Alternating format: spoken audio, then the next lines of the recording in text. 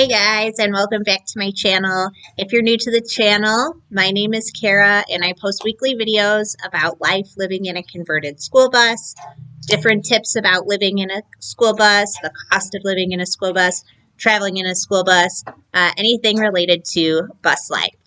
Last weekend, my husband and I finally were able to go visit my father-in-law up in Michigan. So we stayed at two different RV parks and visited a couple different beaches.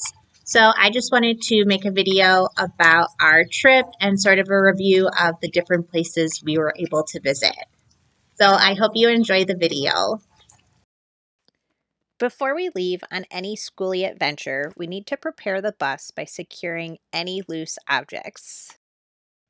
Mostly, we just have to be sure to remove everything from the bedroom shelves.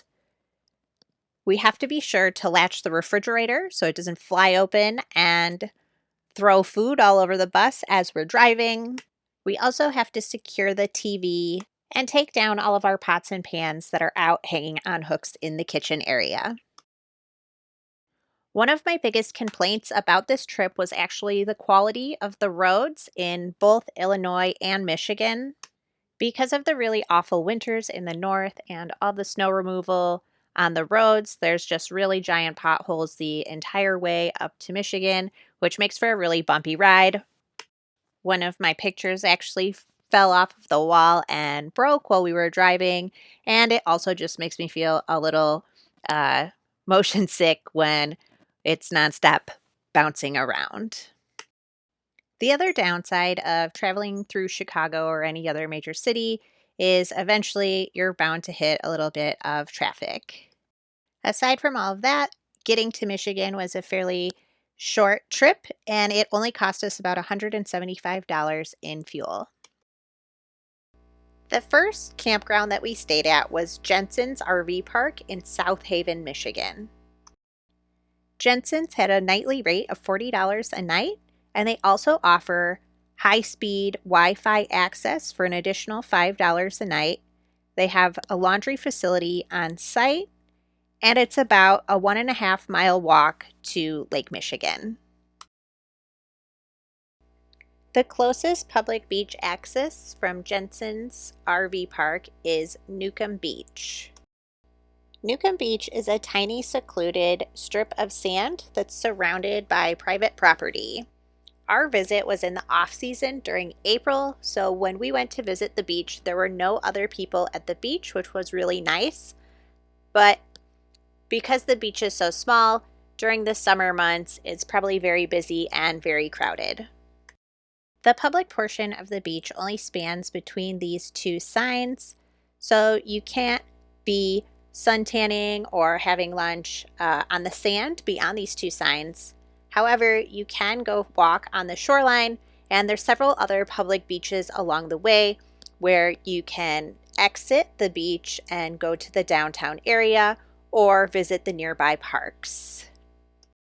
Overall, our experience with Jensen's RV Park, all of the beaches between Newcomb Beach and Oak Street Beach, and South Haven in general was an awesome experience.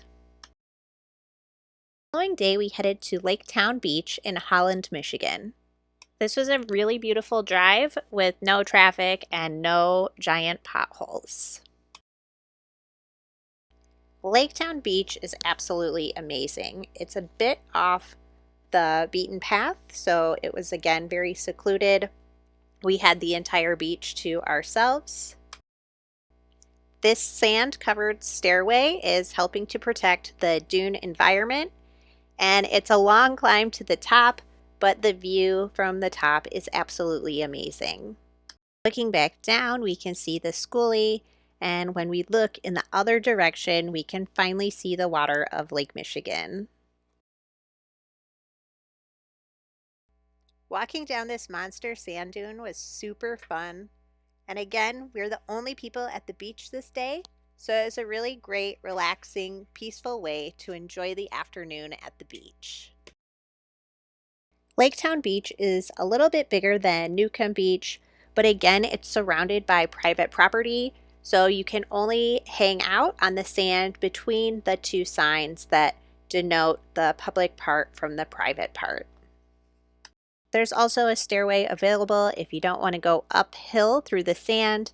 If you're in the area, I strongly recommend checking out Laketown Beach. This beach was absolutely amazing. Just a really, really great experience.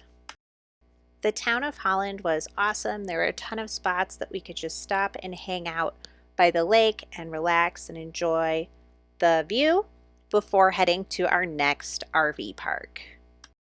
The next RV park we stayed at was Woodship Campground in Byron Center, Michigan, which is a suburb of Grand Rapids. Our slot here was $65 a night, which is a little expensive, but this was a really big, really nice RV park. The slot had a lot of personal space. We had a deck with a picnic table where we could hang out. There was also a pool and several playgrounds if you have kids and are going here for a family trip. The campground's also surrounded by trees, which provided us with a beautiful sunset to see at night. So that wraps up my short little trip to Michigan. I hope you enjoyed the video. And as always, thanks for watching. Bye.